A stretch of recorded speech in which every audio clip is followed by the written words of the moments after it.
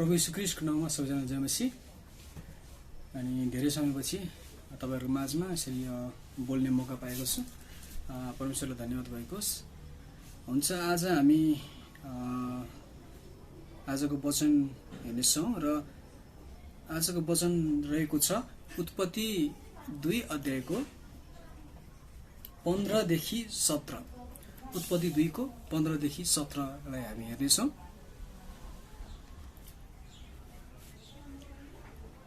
म पढिदिन्छु।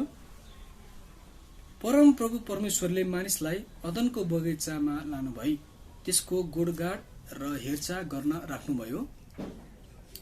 अनि उहाँले मानिसलाई यो आज्ञा दिनुभयो, बगैँचाका सबै रुखका फल तैले संकोचनमा नै खाए हुन्छ, तर असल र खराबको ज्ञान दिने रुखको फल चाहिँ नखानु, किनभने जुन दिन तैले त्यो खान्छस् त निश्चय नै मर्नेछस्।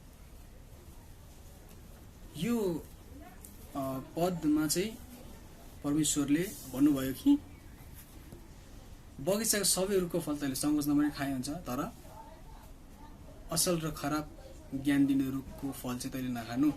यहाँ चाहिँ हामीले के देख्छौँ भन्दाखेरि परमेश्वरले मानव इतिहासमा सबैभन्दा पहिलो आज्ञा दिनुभयो। मानव इतिहासकै पहिलो आज्ञा।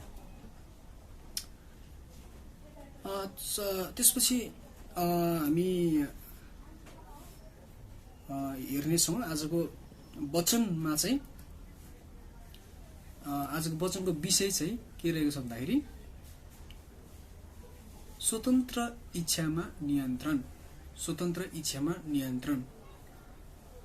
अब यो स्वतन्त्र इच्छा भनेको चाहिँ के हो भन्दाखेरि चाहिँ बिना दबाव आफ्नो इच्छामा निर्णय गर्ने अधिकार। कसैको दबाव बिना आफ्नै इच्छामा निर्णय गर्न पाउने अधिकार चाहिँ स्वतन्त्र इच्छा हो। त्योभन्दा पहिला चाहिँ एउटा कुरा भन्न चाहन्छु। यो राज्यको कुरा गर्दाखेरि चाहिँ संसारमा 2 खालको राज्य, एउटा चाहिँ अन्धकारको राज्य, अर्को चाहिँ ज्योतिको राज्य। अनि अन्धकारमा बस्न रुचाउने मानिसहरू, अन्धकारमा फँसेकाहरूलाई चाहिँ अन्धकारमै स्वतन्त्र महसुस भइरहेको हुन्छ। अन्धकारलाई नै उनीहरूले स्वतन्त्र ठान्छ भने ज्योतिमा डोराएका, ज्योतिमा आएको मानिसहरू चाहिँ उनीहरूको स्वतन्त्रता चाहिँ ज्योतिमा नै उनीहरूले अनुभव गर्दछन्।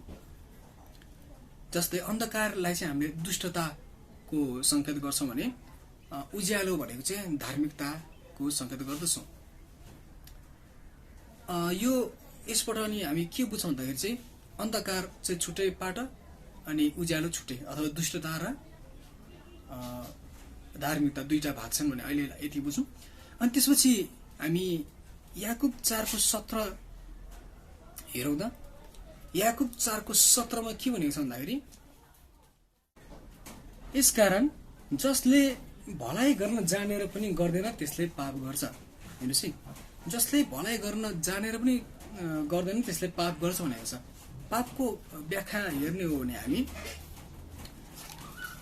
एउटा चाहिँ के भन्दाखेरि पाप चाहिँ परमेश्वरको विरुद्धमा, परमेश्वरको आज्ञा विपरीत गर्ने कार्य एउटा भयो, पाप भयो। र अर्को चाहिँ असल काम जानेर पनि नगर्नु चाहिँ पाप भयो। हेर्नुहोस् है, एउटा चाहिँ एक्टिभ भएर, सक्रिय भएर गर्ने पाप भयो, अनि अर्को चाहिँ सक्रिय नभई गरी पठाउने पाप भयो।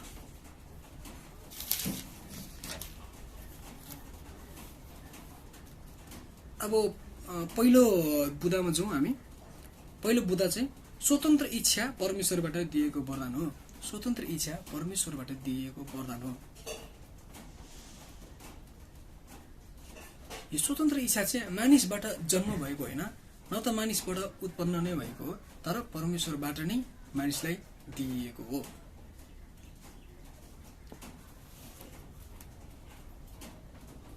अब हामी हेर्छौँ भने यो पदमा चाहिँ पदको दृश्यहरू हामी हेऱ्यौँ भने चाहिँ यहाँ चाहिँ एउटा बगैँचा छ। हेर्नुहोस् है, यहाँ एउटा बगैँचा छ।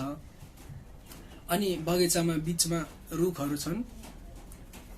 अनि बगैँचाको बिचको रुखहरू चाहिँ के छ भन्दाखेरि 2टा, असल र खराबको ज्ञान दिने एउटा भयो, र अर्को चाहिँ जीवनको रुख। 2 को 9 मा हामी पाउँदछौँ। त्यहाँ चाहिँ परमेश्वरले जीवनको रुख र असल र खराब ज्ञानको दिने रुख पनि लगाउनु भयो भनेर भन्नुभएको छ। यो चाहिँ बगैँचाको बिचमा हेर्नुहोस् है।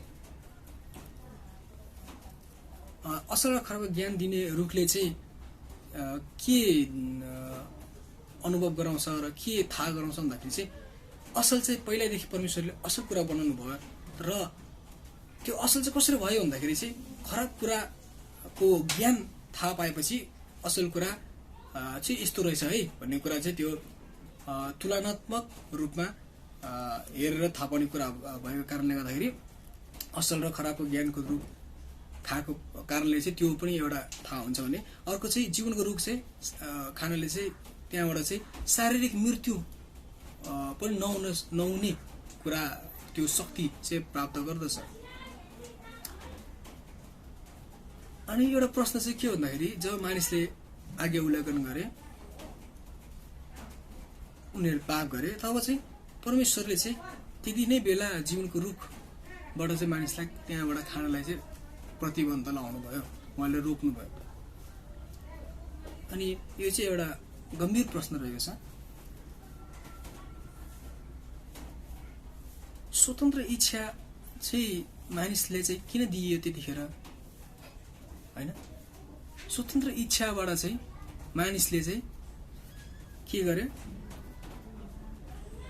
उसले चाहिँ खराब कुरा जान्न चाहे। उनीहरूले चाहिँ असल र खराबको ज्ञानको रुखबाट खानलाई उनीहरू इच्छा गरे र स्वतन्त्र इच्छा पाएपछि त्यही गरे। अनि परमेश्वरले चाहिँ त्यो असल र खराबको रुखको फल खाइसकेपछि जीवनको रुखलाई चाहिँ प्रतिबन्ध गर्नुभयो र त्यहाँ चाहिँ के छैन, देखाएको छैन, बाइबलले लेखेको छैन भन्दाखेरि चाहिँ मानिसले चाहिँ अब जीवनको रुखको फलबाट पनि खान पाऊँ भन्ने उनीहरूले इच्छा गरेको र त्यो परमेश्वरलाई आग्रह गरेको कुराहरू हामी त्यहाँ पाउँदैनौँ। दोस्रो बुदामा जाउँ। स्वतन्त्र इच्छाको गलत परिणाम संसारिक दुष्टता। जब मानिसले आफ्नै इच्छामा परमेश्वरले दिनुभएको आज्ञा उल्लङ्घन गरे तब दुष्टता चाहिँ वास्तविक भइदियो। हेर्नुहोस् है, परमेश्वरले दुष्टता बनाउनु भएन, तर दुष्टता चाहिँ मानिसले वास्तविक बनाइदियो। जस्तै अँध्यारो भनेको चाहिँ उज्यालो नहुनु हो भने चाहिँ दुष्टता भनेको चाहिँ धार्मिकता नभएको खण्डमा दुष्टता हुन्छ। पहिलो आज्ञा नै मानिसको निम्ति स्वतन्त्र इच्छा भयो। परमेश्वरले मानिसलाई पहिलो आज्ञा दिनुभयो, जुन पहिलो आज्ञा नै मानिसको निम्ति स्वतन्त्र इच्छा भइदियो।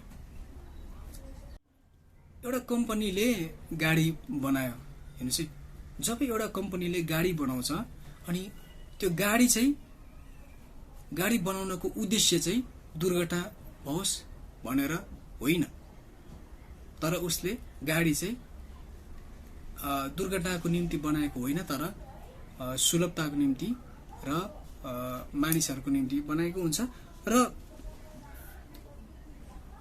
जब उसले गाडी बनाउँछ अनि दुर्घटना चाहिँ सम्भाव्य मात्र भएर बसिरहेको हुन्छ, तर दुर्घटना वास्तविक हुनुको लागि चाहिँ कि त गाडी बिग्रिनु पर्यो, कि चालकले को लापरवाही हुनु पर्यो, या कि त बाटो खराब हुनु पर्यो, त्यस्तै परिस्थिति हुनु पर्यो। नत्र चाहिँ दुर्घटना चाहिँ गाडी बनाउने कम्पनीले चाहिँ दुर्घटना बनाएको हुँदैन, तर सम्भाव्यता मात्रै हुन्छ। त्यसलाई वास्तविक बनाउने काम चाहिँ अरूले नै गर्दछ। त्यस्तै परमेश्वरले असल बनाउनु भयो। जे कुरा पनि बनाउनु भयो त्यो परमेश्वरले असल देख्नुभयो। त्यहाँ कुनै खराब थिएन, तर खराब त्यतिखेर भयो, दुष्टता त्यतिखेर आयो जतिखेर चाहिँ मानिसले चाहिँ स्वतन्त्र इच्छालाई गलत ढङ्गमा उनीहरूले गलत रूपमा चाहिँ उनीहरूले निर्णय गरे। जसरी चाहिँ परमेश्वरले नगर्नु भन्ने कुरा उनीहरूले गरे, त्यहाँबाट चाहिँ दुष्टता चाहिँ वास्तविक बन्यो। जुन चाहिँ वास्तविक थिएन, सम्भाव्य मात्र थियो। मानिसकै कारण चाहिँ दुष्टता त्यसरी सम्भाव्य भयो, सम्भाव्य चाहिँ वास्तविकतामा परिणत भयो। त्यसैले ज्योतिमा भएको मानिसको लागि चाहिँ स्वतन्त्रता चाहिँ एउटा घातक बन्यो। त्यहाँबाट चाहिँ हेर्नुहोस् है, असल जुन मानिस चाहिँ असल थियो, तर त्यही मानिसले चाहिँ के गर्यो, स्वतन्त्र इच्छाको मा चाहिँ खराब कुरालाई रोजेर उनीहरूले स्वतन्त्र इच्छालाई घातक बनाइदियो। हामी कैनको उदाहरण हेर्छौँ भने कैनले चाहिँ आफ्नो स्वतन्त्र इच्छालाई चाहिँ प्रयोग गरेको त्यहाँ पाउँदछौँ। जब परमेश्वरले चाहिँ कैनलाई भन्नुहुन्छ तैँले पापलाई अधीन गर्नै पर्छ। हेर्नुहोस् है, परमेश्वरले चाहिँ कैनलाई के भन्नुहुन्छ भन्दाखेरि उत्पत्ति 4को 7को अन्त्यतिर के भन्नुहुन्छ भन्दाखेरि, तर यदि तैँले ठिक काम गर्नस् भने त पापतिर ढोकामै ढुकिबस्छ, त्यसको इच्छा त प्रति हुन्छ, तर तैँले त्यसलाई अधीन गर्नै पर्छ।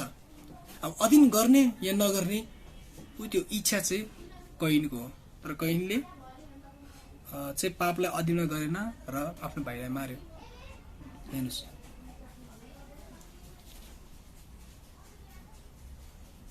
र आफ्नो स्वतन्त्र इच्छालाई जब हामीले अधीनमा राख्दैनौँ भने त्यो चाहिँ के हुन्छ भन्दाखेरि घातक बनिदिन्छ। बुधा 3मा हेर्छौँ भने बुधा नम्बर 3, स्वतन्त्र इच्छा चाहिँ परमेश्वरमा समर्पित हुनुपर्दछ।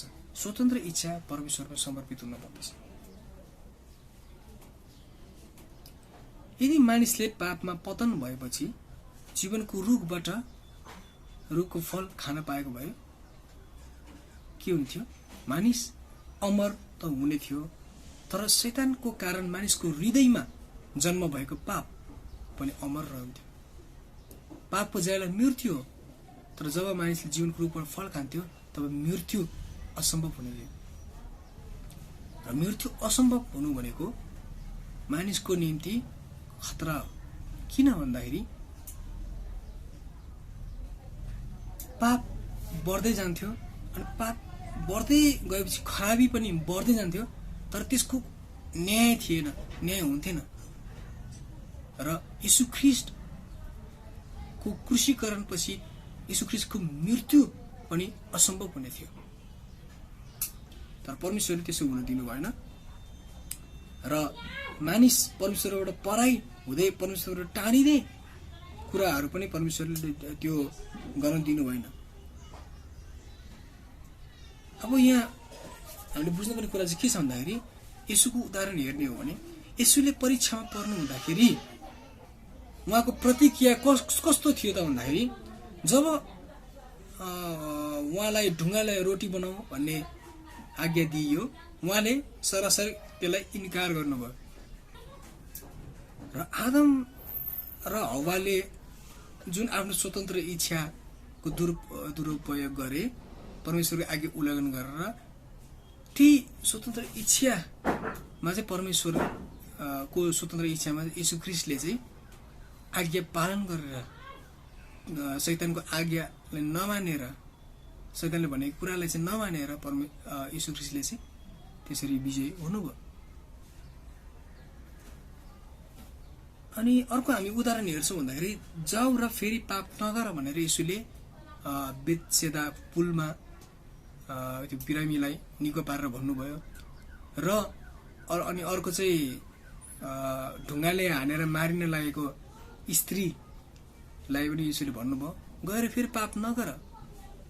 र यो जाऊ र गएर पाप नगर भन्ने शब्द, यो वाक्य चाहिँ स्वतन्त्र इच्छा दिनुभएको हो। गएर फेरि पाप नगर भनेको अर्थ चाहिँ मानिसमा पाप नगरिरहन सक्ने क्षमता नभएको कारण एउटा छँदैछ, तर त्योभन्दा पनि परमेश्वरले चाहिँ के गर्नु भन्दाखेरि स्वतन्त्र इच्छा मानिसमा दिनु। र त्यो स्वतन्त्र मानिसले गुमाएको स्वतन्त्र इच्छा चाहिँ फेरि जागरुक परमेश्वरले गराउनु भयो, यीशु ख्रीष्टले गराउनु भयो। र किन भन्दाखेरि चाहिँ यो स्वतन्त्र इच्छा दिनुको कारण चाहिँ परमेश्वरले मानिसलाई मेसिन जस्तो बनाउनु भएन, उहाँको अगापे प्रेमको उदाहरण हो। र परमेश्वरको अनुग्रह र मुक्तिको अनुभव गर्नेले चाहिँ पाप नगरिरहने स्वभावलाई चाहिँ एउटा आकर्षण ठान्दछ। हेर्नुहोस् है, परमेश्वरले जाऊ र फेरि पाप नगर भनेको व्यक्तिहरूले चाहिँ पछि गएर फेरि फर्केर यसोलाई प्रभु मैले त फेरि पाप गरेँ, मलाई फेरि क्षमा गरिदिनुहोस् भनेको कतै पाइएन। तर उनीहरूले चाहिँ आफ्नो स्वतन्त्र इच्छा चाहिँ परमेश्वरले यीशु ख्रीष्टले जे भन्नुभयो त्यही उनीहरूले पालन गरे। र यही कुरा चाहिँ हामी मुक्तिको अनुभव गर्ने र अनुग्रहको अनुभव गर्नेहरूको निम्ति चाहिँ पाप नगरिरहन सक्ने स्वभाव चाहिँ हाम्रो निम्ति आकर्षण बन्दछ, आकर्षण हुनुपर्दछ है। विश्वास सुनुवाईबाट आउँछ र विश्वास पाएपछि स्वतन्त्र इच्छा चाहिँ जाग्दछ। हेर्नुहोस् है, र निर्णय लिनु पर्छ ज्योतिमा हिँड्ने कि अन्धकारमा फर्किने भन्ने कुरा चाहिँ स्वतन्त्र इच्छा पाएपछि निर्णय लिने कुरा हो। प्रश्न छ, किन दुःख कष्ट र दुष्टता चाहिँ परमेश्वरले हटाउनु भएन?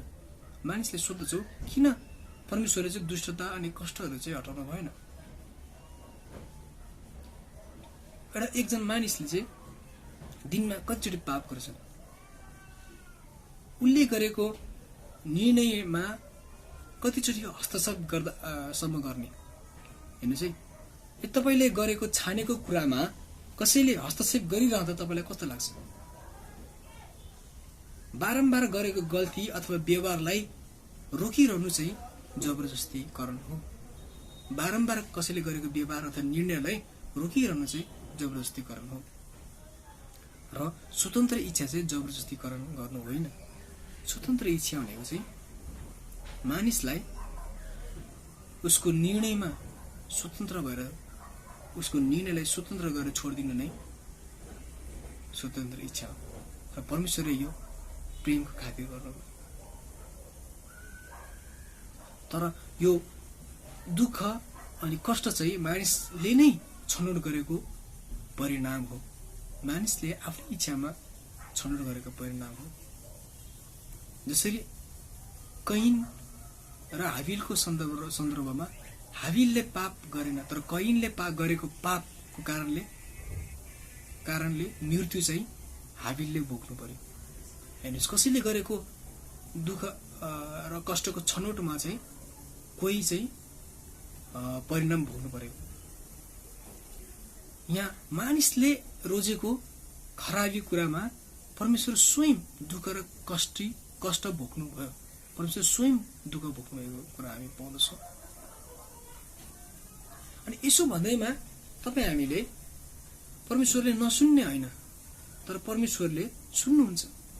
कतिपय रोगहरू निको भइरहेको कुरा हामी सुन्दछौँ, आश्चर्य कर्महरू हामीले थाहा पाउँदछौँ, अनि निको भएका रोगीहरू चङ्गाइ भएको कुराहरू हामीले पाउँदछौँ, देख्दछौँ।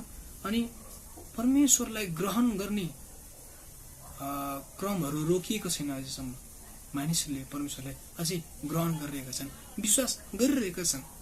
परमेश्वरको कामहरू यहाँ देखिरहेको छ। हामी प्रकाश 2:7 हेर्नेछौँ। जसको कान छ त्यसले सुनोस्। पवित्र आत्माले मण्डलीलाई के भन्नुहुन्छ? जसले जित्छ त्यसलाई परमेश्वरको स्वर्गलोकमा भएको जीवनको रुखबाट खान दिनेछु। जीवनको रुखबाट खान दिनेछु।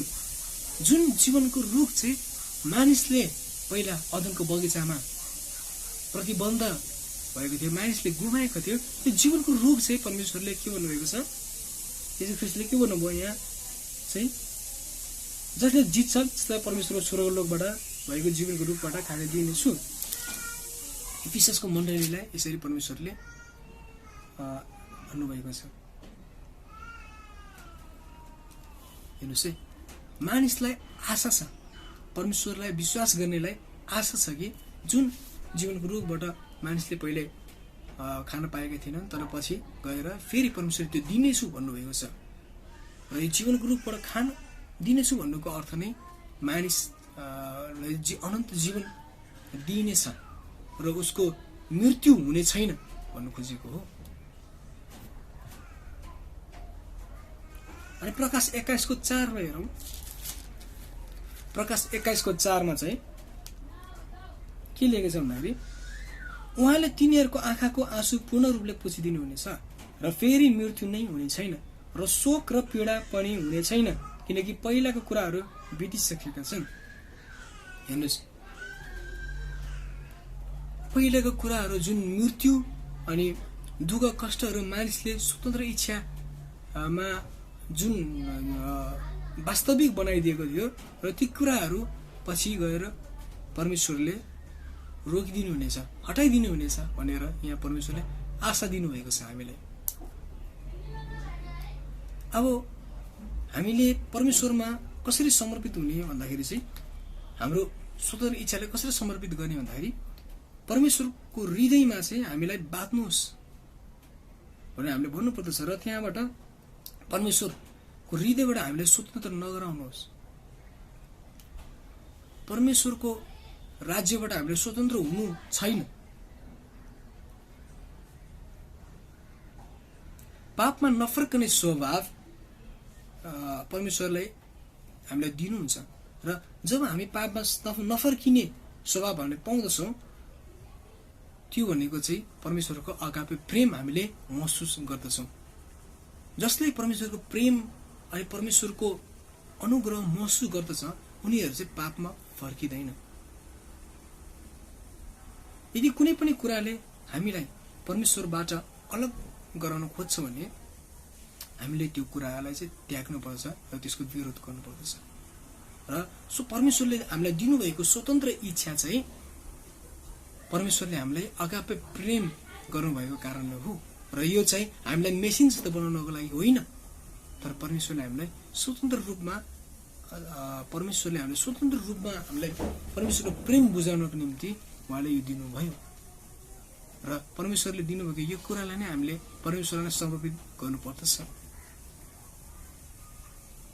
परमेश्वरले तपाईँ हामीलाई आशीष दिनुभएको होस्।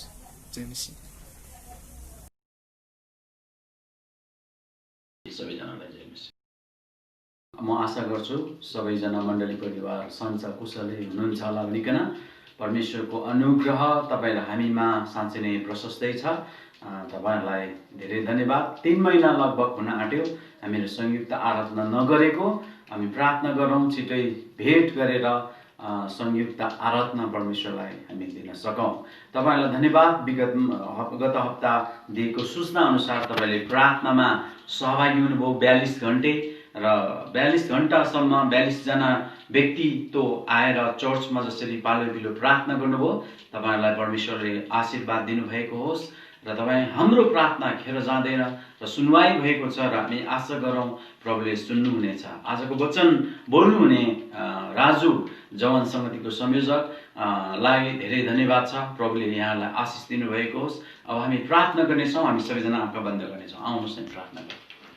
परमेश्वर पिता, हामी तपाईलाई विशेष गरिकन यो समयमा धन्यवाद दिन्छौँ। आज तपाईको बालक राजुको जीवनद्वारा बोल्नु भएको वचनको लागि हामी तपाईलाई धन्यवाद चढाउँदछौँ।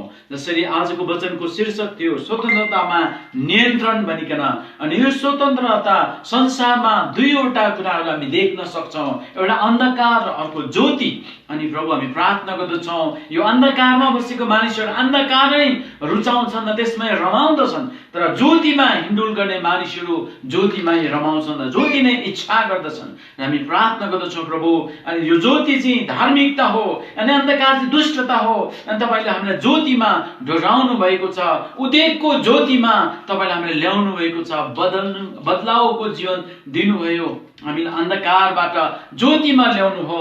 हामी तपाईँ प्रभुलाई धन्यवाद दिन्छौँ र तपाईँ परमेश्वरको भएर डरमा जिउने मानिसहरू, तपाईको आज्ञाकारी जिउने व्यक्तिहरू, धार्मिकतामा हिँड्ने मानिसहरू तपाईँ परमेश्वरले हामीलाई बनाउनुहोस् भनिकन हामी प्रार्थना गर्दछौँ। र स्वतन्त्रता चाहिँ तपाईँ परमेश्वरले दिनुभएको वरदान हो भनिकन जानेर हामीले स्वतन्त्रताको सही योग गर्नको निम्ति उपभोग गर्नलाई तपाईँ प्रभुले सहायता गर्नुहोस्। त्यसलाई दुरुपयोग गर्ने होइन तर सही प्रकारले प्रयोग गर्नको निम्ति तपाईँले सहायता गर्नुहोस्। हाम्रो आफ्नो स्वेच्छामा हामी परिचालित होइन तर तपाईँ परमेश्वरको नियन्त्रणमा परिचालन हुनलाई, तपाईँको नियन्त्रणमा रहनलाई तपाईँले हामीलाई सहायता गर्नुहोस्। जसरी मानव इतिहासमा पहिलोचोटि मानिसले गल्ती गरेको कारणले गर्दा पाप उत्पन्न भएको र अन्धकारले ढाकेको हामी देख्दछौँ, तर तपाईँ ज्योतिको परमेश्वरलाई विश्वास गरेर तपाईँ सँगै हिँड्नलाई त्यो प्रकारको सामर्थ्य र शक्ति तपाईँ प्रभुले हाम्रो मण्डली परिवारलाई दिनुहोस्। धन्यवाद पिता परमेश्वर, सबै कुराको लागि वचन दिनुहुने तपाईँको दासलाई आशीर्वाद दिनुहोस् र अनुग्रह गर्नुहोस्। आजको दिन यो समयको लागि तपाईँ प्रभुलाई धन्यवाद दिन्छौँ। हाम्रो सेवा सङ्गतिमा तपाईँ परमेश्वरले घर परिवारमा दिनुभएको आशिषको लागि धन्यवाद। सबै कुराको लागि र सबै प्रार्थना बिन्ती हामी चढाउँदछौँ। विशेष अन्तमा परमप्रभुले तपाईँलाई आशिष दिउन् र तपाईँलाई रक्षा गरून्। परमप्रभुले आफ्नो मुख तपाईँहरूमाथि चम्काउन् र तपाईँलाई अनुग्रह गरून्। परमप्रभुले आफ्नो चेहरा तपाईँहरूमाथि प्रकाश गरून् र तपाईँलाई शान्ति दिउन्। अन्तमा परमेश्वर पिताको प्रेम, ख्रीष्ट येशूको अनुग्रह, पवित्र आत्माको सङ्गति र सहभागिता उहाँ नहुन्जेल सबैजनासँग एकै नासको भइरहन्। जय मसीह सबैजनालाई।